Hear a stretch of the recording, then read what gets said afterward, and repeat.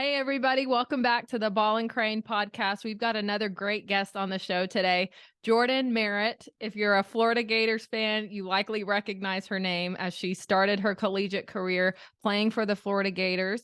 She just recently transferred to Texas Tech to finish out her collegiate career with Lady Raider basketball. I'm really excited to bring her on the show today to explore more about mental health, what it looked like for her during her time at Florida, and what she anticipates it looking like now that she's settling in Lubbock and being a part of the Lady Raider basketball team. So excited to bring you guys Jordyn Merritt. Welcome back to the Ball and Crane, guys. I'm joined with Jordyn Merritt, one of the newest faces on the Lady Raider basketball team. Jordyn, thank you so much for jumping on the podcast today. Glad to have you. Hi, thank you for having me. I'm excited to be here. So you're settling into Lubbock. We were just talking a little bit ago. How are you transitioning? How was the move? Yeah, I mean, the move was fairly easy. Got here, a lot quicker than I thought from Dallas. So the drive's not too bad. A very scenic route. Yeah. A lot of windmills, which is different for me coming from Florida. So I mean, it was pretty good. I'm settling here very well. Everybody's super welcoming, so it feels really nice to be here. Good. And we'll jump into that a little bit later as far as the culture and just getting to know your teammates and the culture of Lubbock. A For really sure. good one. They're Lubbock loyals. Yeah. But I want to go back and just learn more about you and your story with sports, and definitely want to know like what it was like, because you started your collegiate career, I think, right when COVID had started or right before it started, I think. I'll let you take over and just share your story. Yeah. So I mean, I kind of started when I was growing up, played a couple of different sports. I just really wanted to be in anything that was very active. So I moved around a little bit, eventually found basketball, and that was kind of like, okay, this is I'm good at this. Let's see, how far we can really go. And it just kind of took off from there. I did come in 2020, so it was like the very, very beginning of COVID for sure. Everything was virtual. It was heavy mask mandates, a lot of isolation. So it was kind of, posed the different challenges of like learning online. And as far as like workouts go, it was nothing that could be like team oriented just because, there was always a fear of someone getting COVID and, spreading it because it's very contagious. So we did have some challenges, in the end, we just, worked around it. As far as like the team bonding and aspect, that kind of went, we just figured out like what really worked for us. We did like small group setting things, outdoors that provided, spaces just to protect everybody. The online learning part, that was a little challenging just because, coming from high school, everything is in person, everything's very hands-on. But then coming to college, like you don't really know what to expect, and you don't really expect to be coming in and everything's online. So Sure. it's a bit of an adjustment, but we got through it and here we are. So We made it. about my COVID experience. How did it affect you as far as the sport itself, like on the court, off the court? Obviously, this is your time at Florida. Yeah, it was a bit of a challenge because building that team chemistry on the court was difficult, just kind of like I said, because of, it was during the COVID time. So the workouts that we had were very limited. The team setting, you had to go through a lot of testing, as I'm sure a lot of every other university or program had to do. So it was just a lot of precautionary things we had to do. The benches were spread out, we had masks, so it was kind of hard to talk to each other, in games. But we just really kind of used that to encourage and motivate each other even more because, it was hard to talk to the person next to you without like screaming, but it just made you really intentional about the time that you did have together to really make the most of it for sure. I think that's a great reframe, during such a difficult time. And I can't imagine as an athlete, like how you create these experiences and bond with one another when you're so limited. But the fact that like you had this reframe to it, like we're just going to make the most of the time we have together, even if it looks a little bit different. I think of the fans and just like what the games were like, probably limited fans, if any. Yeah, but just trying to make the most of a very difficult, unpredictable situation. Yeah, for sure. There was like people coming, in and out. Somebody would get COVID, they would have to go into isolation. So you would have to kind of work a little line up around them, and they would come back. Somebody else would go out. And like you said, it was barely any fans. Some gyms we went to, they didn't allow anybody to come. So we kind of had to be the biggest supporters, honestly. Do you feel like it affected the games not having fans at all or having limited fans? I mean, there was moments for sure where I feel like if there was a fan base there, we could have pulled through a little bit more just because, it feels great to have those people cheering for you and supporting you and encouraging you to fight through those hard moments. So there were some times, we had to dig deep and get that energy from within ourselves. But I mean, it is a difference versus playing in front of people and then not playing in front of people. It is a difference there. When did it start to feel normal? That's such a very weird term. I think people like, what is normal? Right. But when did it start to feel like there was a sense of normalcy again? I mean, kind of like towards around like maybe the vaccine times, like when they first came out with those, it was like, okay, we can get vaccinated with the information we had at the time. It was like, okay, this is going to be our new normal. Like we get vaccinated, we're going to have to only be quarantined for this amount of days if we do get it. And then everything can resume as, possible. And then you had to show vaccination cards to get into games. So that was like our new normal with, the information, like I said, that we had. But obviously, like things have changed since then, and now we have a new normal. So it really depended, honestly, on the situation. It's evolving for sure. Yeah, for sure. So we'll jump in, like the mental health piece. You were very transparent. I so appreciate it on the Sing Scarlet podcast about mental health. Like you're a huge advocate for it. I feel like, and I'm curious your thoughts, Jordyn, about mental health as an athlete. Do you feel like it's talked about enough? Do you feel like you have adequate support? Did you feel like you had adequate support at Florida? And what do you anticipate it looking like now? Whole bunch of questions kind of jumbled into one. No, it's totally fine. Okay, so yeah, just mental health regarding like sports in general. I feel like now there is a little bit more of, attention and conversations towards mental health, but I still feel like with anything, there is a lot more work to be done just to provide, that sort of transparency, open communication, and like the understanding that, we are people first. We have emotions, we have feelings, we have thoughts, ideas, like everybody's different, and we respond to different things. So, in order to smooth as properly as possible and as efficient as possible, like it's important to sit down and get to know the people that you have on your team and like what makes them go, what are their pushing points, like what are sensitive areas for them, just to kind of allow everybody to be safe and comfortable in that environment. We're not just athletes. Like we do have that human aspect in us as well, just as anybody else. Florida, we had great support systems that were in place. So if we did need those resources, they were there. I personally, I use those resources even if I didn't need them. Like I don't mind talking to people. I don't mind checking in and just telling them how my week was. Like something as little as that. Like that was just what helps me, flow properly and like just feel the best. And then anticipating here at Tech, like kind of the same thing, just making sure that I have somebody to check in with and staying on top of like my mental aspects so that way I can go out there and perform the best that I can and, just ultimately be there for, my teammates as well as, coaches and anybody else that, could need somebody to talk to. I just want to be able to help and get help as well, for sure. It's really selfless. When I hear you say, I want to be the best version of myself for my team and for my staff, for the leaders that I'm around, the coaches.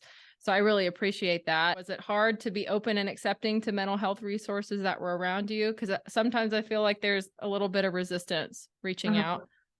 Yeah, I mean, honestly, me personally, I've always been super vocal and I've been, my biggest advocate, I feel like, because mental health is something that I have struggled with my whole entire life. So just making sure that I feel like my voice is heard, and I know that if I have struggled with it, then the person next to me, they might have struggled with it. So, I mean, it doesn't hurt to ask. They can say no. They can say, we don't have anybody, but we can look for someone. So it's just really important to just get that information and see what resources are available. Because if I don't need it and somebody confides in me, I'm like, okay, well, we have this available if you need it. If not, like, if you want to just talk to me, I'm here for you as well. Like, I just feel like we just have to learn more about ourselves so we can just get a better understanding of, why we do the things that we do and, our responses to it, for sure. Yeah.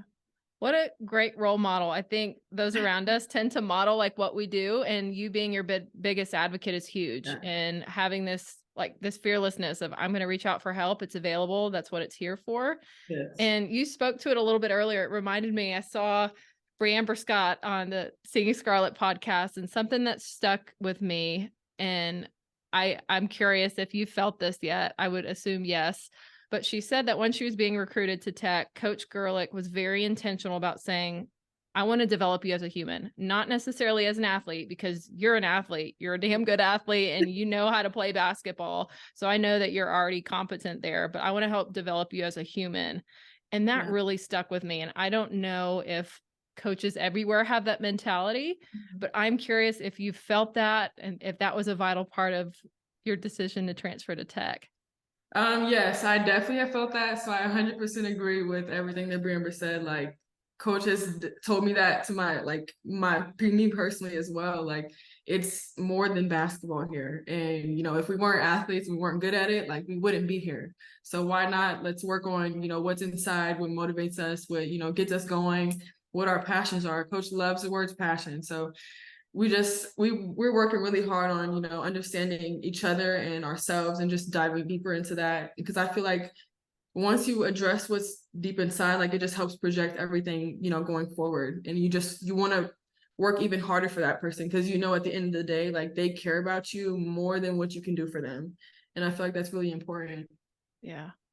And like you said, you're human at the core, right? Yeah. And I feel like the fact that Coach Gerlich and staff recognize that and they want to develop you from within is monumental. And I know as a fan, like seeing past seasons, something has shifted. And I have no doubt it was when Coach Gerlich stepped into her role and brought in new staff. There was a culture shift, and it was a really positive one. It felt like there was this cohesion amongst the team that translated onto the court. Like there is this genuine care about one another. Yes, there's this drive to win and everybody's hyped and wants to play their best ball, but it's deeper than that. And that is so evident. And I just think that's wonderful. I'm excited for you and being a part of this team. So I'm really glad to hear that. Yeah, for sure. I mean, I'm grateful to be here because, you know, I've been very fortunate at, you know, Florida and Tech to have people that, you know, care about me as humans and individuals first and foremost, and then, you know, the athlete aspect. So, you know, I'm grateful to be in the situation. And like you said, Coach Gerlich has surrounded herself with phenomenal staff who want to get to know you and will help, you know, coach you the best way that you're the most receptive to. And I really appreciate that for sure. Yeah. Have y'all had a chance to do a lot of team bonding and team development yet? I know it's a little bit early. Yes. Yeah, we went to the coach's house. We did like I think a riser test to just learn more about our personalities and, you know, how we respond to things, how we perform, what our thoughts are. So we did that, got our feedback. We learned a lot about each other. We have done a little bit of team bonding, but, you know, it's been a camp week, so we've been very busy with that as well. Sure. You said personality test. Was there anybody on the team like y'all matched, had identical personalities? There was a couple, yeah, actually, like similar personalities. And like looking at it, it's like some of them are like, I don't really see that, but maybe. But then others is like, yeah, for sure. You guys are very alike in that way. So. That's great. I think, I know y'all have been busy in the off season and having camps. I know y'all made a visit to the hospital, which is great. And I want you to speak a little bit more like outside of like what you're doing on the court. Like, so a couple of things. How are you taking care of yourself off the court, but also the role that doing a lot of philanthropy and going out and having a presence in the community, what that means for you? Yeah. So, I mean, going out in the community and just being there for the people who surround you, I feel like that's huge. I feel like they're the one that buy the tickets for the games. They're the one that cheer the loudest. They're the ones that want you to go really far. Like they're the one that you want to do it for at the end of the day. Like it's just an overwhelming amount of support that you get from them. So then why not go out and, you know, spend a couple of hours with them and just say hi, ask them how their day was. Cause like we're both humans. We both have, you know, some things in common, some things we don't. Like we can learn from each other, we can grow. It just kind of makes you more appreciative of like the gifts that you have, and it makes you more appreciative of like the situations that you're in, because, you know, not everybody is as fortunate as we are. So it just provides a lot of perspective, and we're really grateful to, you know, be where we are, and we're really excited to keep working in the community and just hanging out with people because, you know, we like them, they like us, so why not spend some time together? Let's maintain that relationship. Sure. Yeah, for sure. And then as far as like me, what I do to maintain my mental health, I spend some time with myself. I reflect. I have my affirmations that I say every day. I listen to my worship music just to get me centered. I do go to therapy, so I have those conversations. Like I said, it's not even like, oh my gosh, she's really going through something type of thing. It's just like a check-in. Yeah. Like I just like having that one person I can go to, like, I'm having a good day, I'm having a really bad day, like I want to talk about this or I don't want to talk about this. It's just like a safe space for me to just go and just talk. So I mean, those are kind of the really three things that I do to kind of maintain my level-headedness during this season of my life, for sure. I think it takes a certain level of intentionality, and I think that's part of you being your biggest advocate and affirming like it's okay to just kind of sit with myself, but also just take time, affirm what I'm doing, and also go to somebody where I can talk and be bounce ideas off. unapologetically me. Yeah, Absolutely. And I exactly. think it's neat, you know, as an athlete, the fact that you can normalize it, it's super important. I think, you know, my experience as a therapist, I go to a therapist and it's the best. It's like a part of my Yeah, self-care. And it's just one of those things like, no, you don't necessarily have to have this big crazy storm of stuff going on or any kind of crisis, but to exactly. have like the consistency of somebody that you can check in with who is objective Right. and you can just bounce ideas off of and just process things with is Yeah. super comforting. It So is. It is very comforting. I feel very relieved, even if I don't have no tea to give her. Like I'm just like, I thank you for talking to me. Like I yeah. just need an hour. It was really good. Like, and we just talk about whatever comes. So it's nothing ever forced. So that's kind of one of my biggest things. Like I just want to get the stigma away from therapy. Like therapy is not bad. It doesn't Yeah. have to be bad. Like let's just normalize it. Just go talk to someone. It's okay. Yeah. Normalizing it and I think using it, you know, when we need it, but also when we don't necessarily feel like we need it. I Mm-hmm. I'm curious about, you know, the transfer process for you. Was there any element of grief and loss, like leaving your Florida teammates and making the move back to Texas? I know it was familiar because you're from Texas, Right. but was there any kind of component that was maybe a little bit difficult as far as the transition? Definitely, because I feel like I did spend 3 years of my life there, so it was kind of like my home. It was my home for a good amount of time. I did have, relationships in the community. I did have people, in my apartment complex that I was really good friends with, when we would hang out. So there are friendships, there are really good food, the sunshine, the beaches. Like I do miss, those things, but I needed a different environment, and I feel like home is the best place that was the best place for me. I just was ready for this next chapter. And here I'm just looking to just embrace being back home, representing my family, having them come to a lot more games, just being more supportive. I'm not saying that they weren't supportive, but just being actual in person. Because getting to Florida with like two sisters, my mom, my dad, my grandmother, it's a lot. That's So hard, expensive, I'm yeah, sure. very, for sure. So, this is much closer to home. I can have family, old high school friends, old coaches, just come in and just check me out and see how far and how much work I put in to get where I am. So I'm really excited.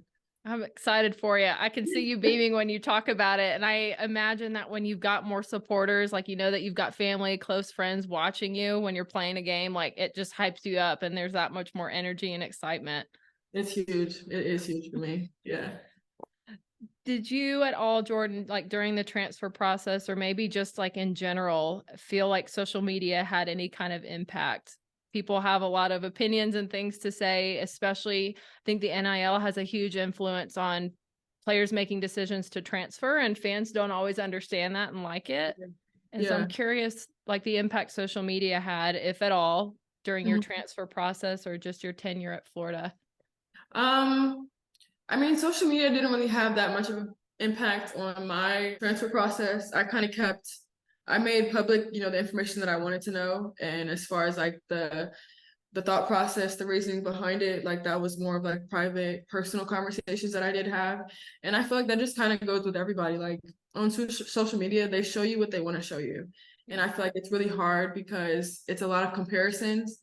And I feel like that's where people get really stuck, and it's a long road to go down. And my biggest advice to people is like, everybody has their different time. Everybody has their different moments. Like it's okay if yours is not right now, it can be later. There's nothing wrong with that. And that kind of goes with like the whole NIL thing. Like some schools are doing really well with NILs. Some schools aren't, but you know, who knows? Like the world changes so quickly. Brands are coming in and out, becoming popular, not really popular. So there, at any given moment, it could be your moment. So just, I mean, stay put where you are if that's what's best for you. If you want to go somewhere better, I mean, ultimately that's your decision. But just try not to let social media and the comparison of other people's, you know, their lives, you know, take away from anything that you have. Because at the end of the day, we're all really grateful and blessed to be in the situations that we are. Yeah. What would you tell fans? Like, I'm sure you've seen it. I know that you've probably heard of it. You know, if you've got a game that maybe you didn't play your best, or certainly a game where maybe you lost and didn't get the outcome that you wanted, fans are quick to jump on social media and share their opinions. And then the next game, it might be really good, have a great game, and then fans like tend to switch. Exactly. What do you want fans to know, or what would you tell fans, trolls on social media, to be mindful of? I think just be mindful, like everybody has their ups and downs. Like you never know what the person is going through, whether that plays a part in, you know, their performance or not. Like as athletes, it's never our intention to go out there and perform bad. Like that's never it. We always want to go out there and, you know, give our maximum support, maximum effort, and nobody really wants to lose. So if we do lose, like trust and believe it's never intentional. Just think just need to be a little more aware of like yourself and just aware of the world around us. Like there are some hard times, but you know, just give people grace and just have patience. Trust that they're trying their best. Because I mean, all of our lives are just as complex as anybody else's, but you know, it might just look different for everybody. So just be kind. We are athletes. We are trying our best. So just keep supporting, honestly. I appreciate it. I think too, like remembering y'all are humans. Like, yes, Yeah. we're going to have good games, we're going to have bad games, but before you hit send or before you hit tweet, whatever it is, like be mindful of what your words say and the impact that they have. Yeah, for sure. I 100% agree with that. Like we have a lot on our plates, not to take away from anybody else, but performing and playing games, like we enjoy doing that. And the last thing we want to do is go out there and, you know, disappoint or lose. So just be mindful. Yeah. What would you say, Jordyn? I know you haven't started classes yet, but how do you manage work-life balance? And I'll call it work because being a student athlete feels like work, I imagine, like a full-time job. I know y'all's schedules are nuts, but how do you balance work and life and everything that you have on your plate? Actually, okay, so I am taking some summer classes. Okay, you started. Yeah, I've already started balancing. I mean, what works best for me is like I'm a visual planner type of person. So like I have a calendar in my room that's like a dry erase board. Like I put on everything that I have to do for the month. I have also like a daily planner, and then I have a calendar on my phone. Like just keeping some sort of visual of like what I have to do kind of helps me stay mentally on top of things. And then also the great support staff that we have around us. We have wonderful apps that, you know, help provide us with reminders of when things are due, what things we have upcoming. So I think there's just a lot of resources that are out there. Those just tend to work best for me personally. And that's just kind of really how I balance things. I do make sure, you know, every day for at least an hour, like I take that time and sit with myself, and whether it's at the end of the day or the beginning, I get it in whenever I can to just kind of reflect and just process whatever it is that, you know, I had to go through that day or to complete, you know, good or bad. I just make sure I spend a good amount of time with myself to make sure that, you know, just checking in on myself. That's really all it is. Just a little check-in. It takes a lot of discipline, and there's like a maturity about you. Like when you speak about mental health and just like the way you're speaking in general, there's a maturity about it and a wisdom. I imagine that doesn't come overnight. Like this came probably with a lot of practice. Yes, trial and error, a lot of trial and error for sure. I had to sit and learn what works best for me, what doesn't work. You know, but you just got to listen to your body at the end of the day, and whatever gets you going, just try to be as consistent as possible. Yeah. Some days I don't really have that much time to dedicate a whole hour, so anything is better than nothing. I try to be the best version of myself and be better than I was yesterday. Yeah. Beautiful. Should like put it on a wall, like posterize it or something. Be better than I was yesterday. Yes, better than I was yesterday. 100%. Jordyn, what would you tell people watching? Anything else that you want people to know about you as an athlete, mental health, wellness, whether it be on the court, off the court? Yeah. I mean, I'm really grateful that, Lubbock has supported me and welcomed me with open arms. I'm really excited to get this season underway. The girls and I, we've been working really hard to make sure we have that chemistry, and we're gonna give it our all. And I just, I can't wait to meet all the Lady Raider fans and get to meet some of you guys. So I'm just really grateful for that. The mental health aspect of that, just support yourself, motivate yourself, advocate for yourself, and speak highly of yourself, because if you don't, who will? So Yeah, that's my biggest takeaway. I love it. What else do you think, like, to pour into this culture that Coach Gerlich and staff are creating? What else do you think is vital in making it successful and continuing to build? Because I see this trajectory. Like I said, when she stepped into her role, it feels like the culture is changing for the better. And there's just this cohesiveness and togetherness that is more than just what we see on the court. Like, there is some depth and there is a deep connection, and I think intentionality on the staff's part, and really Yeah. addressing you guys as humans Uh-huh. first. What pieces do you feel like are the most important? What contributes to that? How do you contribute to that Yeah. as a new teammate? I feel like the staff here is, like I said, they're really great people at the end of the day. Like, they just really want your best interest, and we all have that understanding. Like, anything that is said to us, it's not no malicious ill intent type of thing. It's like they want better for you. They know you can do better, so they're gonna push you to do better. And we all agreed that whenever we came here, like, we want to be pushed, we want to be encouraged, but we also want to be loved on. Like, that's really, anything anybody can ask. As far as what I bring, I mean, I'm an upperclassman, so I just feel like I bring, just insight to the freshmen and sophomores, really anyone. I'm an open book, so if you want to know anything, about my life, my experiences, I'm more than welcome to share. So just, another perspective, another resource to use. I mean, I do bring a leadership type of role with me as well. So, I mean, I am able to, step up and, like, guys, let's pick this up. Like, this is not what we're doing, or we can do better than this. Just the motivation aspect of it. Just kind of a level headedness. I feel like that's what I bring. But I mean, I'm really excited to continue working with these girls. Like, we're gonna be really great, and I'm excited for people to see that, because we're already working really hard at that. So, I'm really looking forward to this season for sure. I know fans are excited. Season can't start soon enough. I Lots of know. new faces. And I know, like, just before we dropped on, Coach Gerlich insinuated that maybe there's a new teammate who's going to be coming. So Yeah. super excited to see what you guys have and what you're building. Uh-huh. Jordyn, it has been great visiting with you. I so appreciate your openness and transparency about mental health and your transition and adjustment from Florida to dusty Lubbock and being out here in the desert. Yeah, no, I mean, it's been really great. I appreciate your conversation as well. I'm always more than happy to talk about, mental health and basketball. So this was really great, and I appreciate you for having me, for sure. Yeah. Thanks Thank you. again for the time. Any final thoughts or anything that you want to share with people before we Um, sign off? no, I think that was pretty much it. I think said my piece. Yeah. So, Good deal. Thanks again to Jordyn Merritt for being on the Ball and Crane today. If you like what you saw, don't forget to like, subscribe, comment, all the things. Sounds like we're going to get to see her again really soon. And we will see you again on the Ball and Crane with another great guest. Thanks for watching.